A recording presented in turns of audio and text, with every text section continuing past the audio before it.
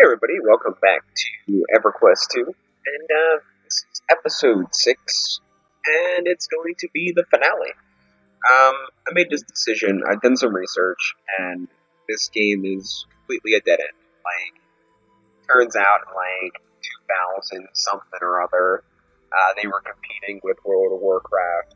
They were the first, okay, the story goes, as I heard it from various sources, that the did I just super G spam the chat? Doesn't matter. No one cares. I'm not gonna be here much longer anyway. Anyways, through the various sources, I just did a good bit of research. Looked at the wiki, watched a bunch of YouTube videos. The standard stuff. I'm not sure how much is true, how much is fabricated, but from the beginning, EverQuest I was one of the first RPGs ever made, or something along those lines. They were the pioneers of their field was, I think, the phrase that was big in this film. But whenever EverQuest II was coming around, that's when World of Warcraft came out, and World of Warcraft was headed by Blizzard. EverQuest II was headed by SAO, Sony Online Entertainment. SOE, yeah, there we go. Was headed by those guys. So for some Blizzard, I guess, had a bigger I don't know, more of a backing for their game, more employees, more capital, whatever it is that it takes to build a game. And long story short, they pretty much buried EverQuest within a couple of years. And it's kind of sad because this game is pretty good. I think it could have been saved if a couple of years back, they looked at themselves and okay, listen, instead of trying to compete with a game that we're never going to catch up to, in which, in my personal opinion, World of Warcraft isn't that great. It's kind of good, but it's pretty good. But I mean, I played a couple of times, and if I never played again, it wouldn't bother me. Actually, I probably won't ever play again. But you get my point. So what I'm getting at is, when these guys pretty much went up against World of Warcraft, tried to do a sequel to their game, they're combating World of Warcraft, and World of Warcraft's basically just playing off what they already did.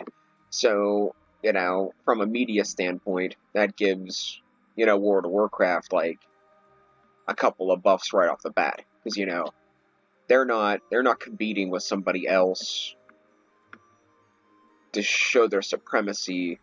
They're building off of a building block that somebody else already made, when the opposing team is building to show their supremacy.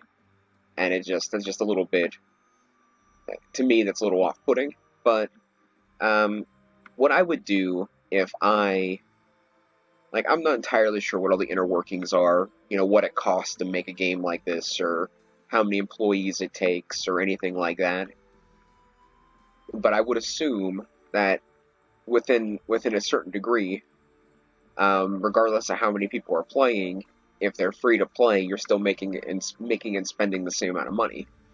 So once the game is constituted, the amount of capital you make would depend on the people that are spending money on your game.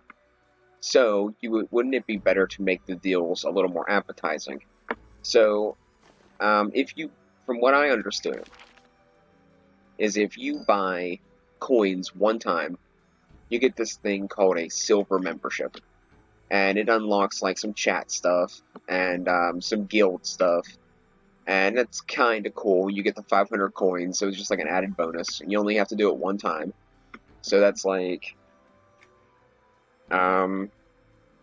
don't want to click this because it's automatically just going to ask me for my credit card instead of showing me the prices. Which is irritating, by the way. Very irritating. Because I kind of see it's what's your credit card? I'm well, I want to know what I'm getting into before I even think about putting my credit card into this thing. But I don't have a credit card, by the way. So if anybody ever says they use a credit card in my name, yeah, they're a fraud because I never had a credit card. I had a couple bank cards, never had a credit card in my life. It just seems like a rabbit hole I wouldn't want to go down. But anyways, not that I'm bad with money. I'm getting off topic. Anyways, um, I think if they wanted to fix this game, I don't think it's possible now. I think when they had a bigger player base, if they would have said, okay, you know what, World of Warcraft got us beat. That's just how it is.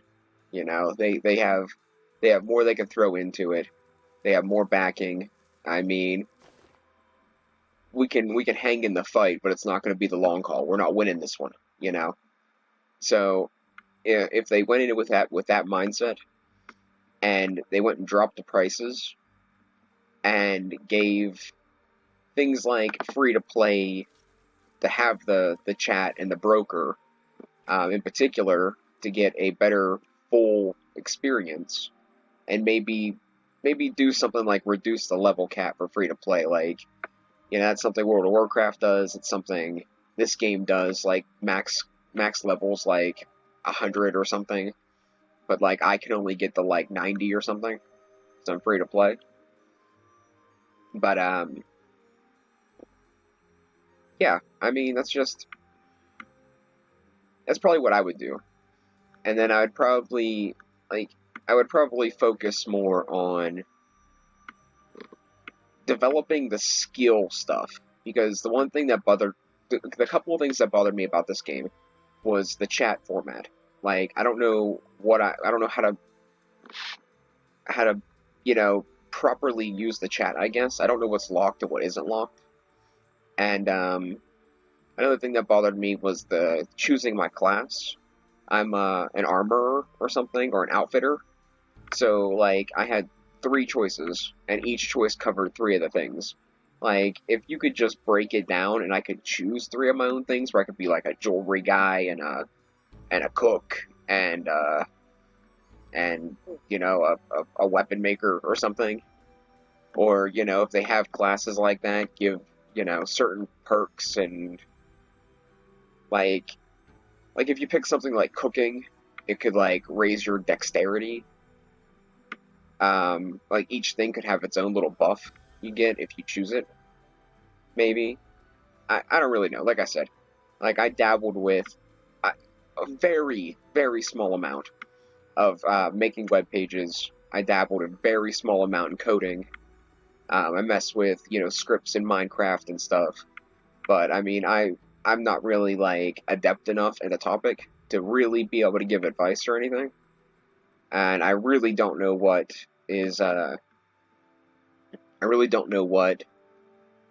goes into making something like this from scratch. I would imagine that once you get to the point of actually knowing what you're doing, it's probably not completely horrible. I would imagine back when this game first came out, whatever year it was, like 2002 or something, whatever. Like, it's pretty old. I don't really know. Like, I'm not entirely sure. Like, probably like 2002 or something. Like I said, I did some research, but I don't have I don't have that great of a memory. So, if I get some of my details wrong, feel free to, hind and quarter me, because that. Excuse me. I'm finaleing this because it's a dead end. I'm not gonna spend money on it. There's hardly any people that play it. I think I've seen like at most 5 other people like the entire time, and I realize that I'm not in like the world, so to speak. I'm in kind of like this isn't really the starting area for the Fae and the Wood Elves, but it's real close to the starting area. But still, I mean, there's only 3 choices, I think. There's neutral, light, and dark. I'm in the light side, I'm pretty sure. So, I mean, that would mean either if there's more than like 5 people, that means they're all neutral or dark. So, I mean, it's just if they made it more well balanced, like they could take a couple notes from RuneScape. They could take a couple notes from World of Warcraft. They could take a couple notes of that other one I was playing that I can't remember the name of to save my life. But like I enjoyed the gameplay, but now I've been playing for, well, I'm what, level 14? It's getting harder and harder to level. The quests are pretty much all the same. They're like, hey man, this thing is doing bad stuff. I want you to go and kill it. And then they're like, hey man, I need to go get some, berries to make this here potion to get the queen to fall in love with me so I can, overthrow the monarchy. And then you're like, oh, okay, I'm gonna go get those berries. And then a guy next to the berry bush is like, hey man, you know what? I'll take those berries, I'm gonna make some wine. And then you're like, oh, all right, well, that sounds easier and same reward, I mean, there's an okay storyline, I guess, if you're into that kind of thing. So, like, if you're gonna do like a role play kind of thing, or you're gonna go around and you're interested in the actual storylines of everything, then this wouldn't be a bad game for you. But if you're in it for action and leveling up and customizing your character, if you're not a full-blown member, and even then, it's not like a really good experience. Like, so my conclusion is, Apiko, although his life was not very long, he has slain many of his enemies and will live on in our hearts. And those are my final words for Mr. Apiko. Mrs. Apiko, Miss Apiko didn't get any words because I don't think I actually did any videos on that particular thing. But yeah, I'm going to call it quits there. I know this is a shorter episode, but I'll be throwing this up on YouTube eventually. I would say if you're into the roleplay kind of stuff, if you're into the storyline kind of stuff, and you just want to play strictly for fun, then this would be the game for you. If you're kind of competitive and you kind of want to have, a good experience in the actual fighting department and the multiplayer trading and guilds and stuff like that, find another game, break out your credit card, and then probably still be disappointed. I believe that in many occasions, this game could have, if it took some different turns, it could have stayed great. Even getting a bronze medal in something where there's, you get 1,000 entries and you get a bronze medal, you may as well have won. You might not be the best out there, but if you're like third place, that's still pretty good. So I mean, I live my life trying to say like, hey, you know what? I don't want to ever settle, but when life gives you lemons, well, I can't even say that. Like, I can't even say that about these people. These people are probably filthy stinking rich off this game. So I mean, like, it's not like life gives them lemons. I mean, they probably could have fixed it, and they probably could have done a pretty good job of making a subpar World of Warcraft-esque kind of game. They just chose not to for whatever reason. Laziness, just milking it for what they could. I don't really know the reason, but you know what, that's that. I'm done. Thanks for watching, guys. I hope you enjoyed the short amount of time I did spend on this. It's kind of like the Pokemon trading card game. Minecraft's great. Modded Minecraft's awesome. But I need to break up the monotony a little bit. Like, it's getting winter outside. I don't know what the heck to do. Things are just getting more and more boring. More and more irritating.